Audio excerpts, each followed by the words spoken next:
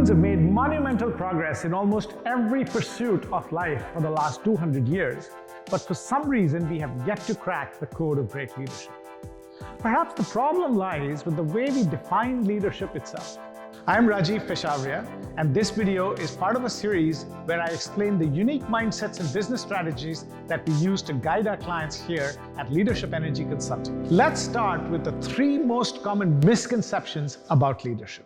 So I often ask my audiences in seminars to complete the sentence, leadership is the act of. And no matter how big the audience is or where in the world they are, people always come up with something like this. Leadership is the act of inspiring, motivating, encouraging, influencing, energizing, stimulating, thising or thating people to achieve some sort of shared goal. Without fail, everyone defaults to the idea that leadership is doing something to others. However, some of the most effective leaders like Mahatma Gandhi, Nelson Mandela, and Martin Luther King Jr. are famous for leading by setting very clear goals for themselves and tirelessly pursuing those goals, thereby inspiring others to join their journey and enact change as a community. The key difference here is that they didn't do anything to others. Rather, they led by their own example so that people are inspired to follow of their own accord. So another fun exercise I like to do is ask people to name the leader of their country. Almost immediately, they name the president or the prime minister. Next, I ask them to name the leader of their company. And again, without fail, they name the chairman, president, or CEO. But is leadership the same as authority? Not necessarily. But this misconception stems directly from the first one. Because we believe leadership to be about influencing others in order to get something done, it is natural to assume that the person with the most formal authority is the leader.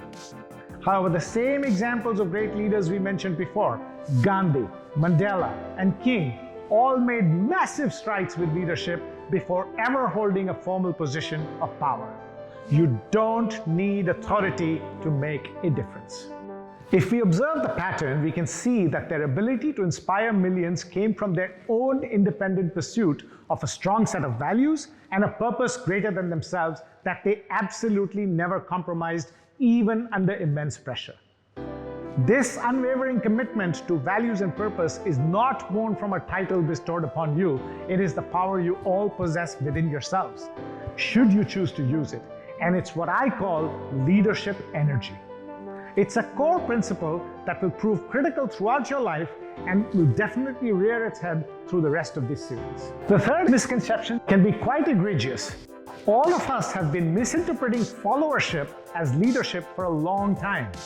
Not only do we confuse the two, but we've also been rewarding followership as if it were leadership. Let me explain. As parents, we love it when our kids listen to us and obey. We discourage rebelliousness even if we acknowledge its tendency to naturally appear in children's behavior, and kids learn that the best path to appreciation and reward is to follow instructions as closely as possible. Now, this is reinforced in school, where we reward students who follow instructions the best with leadership positions such as prefect and class monitor. In the corporate world, some companies link employee engagement survey results to bonuses and promotions.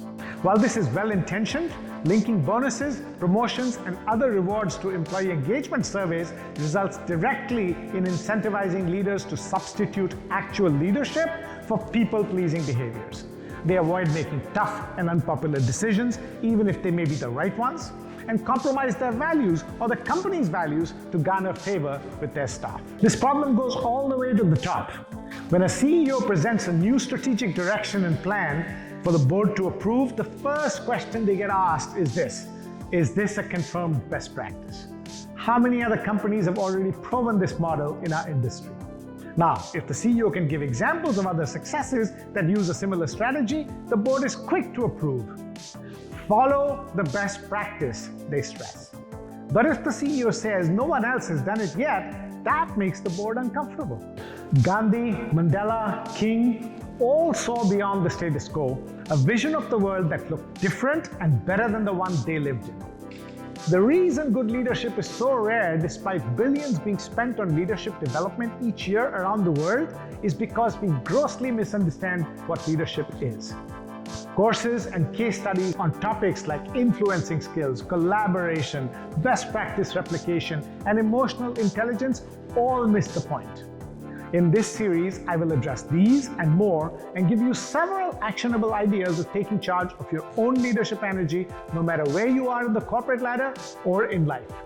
Let's be clear. Leadership is the burning desire to create a better future and never giving up on it. This requires long-lasting leadership energy, which comes from living according to a set of deeply held personal values without compromise and pursuing a purpose based on those values. Sharing this purpose and values with people gives them something worth believing in and organically fosters leadership where a mere title and position of authority never can.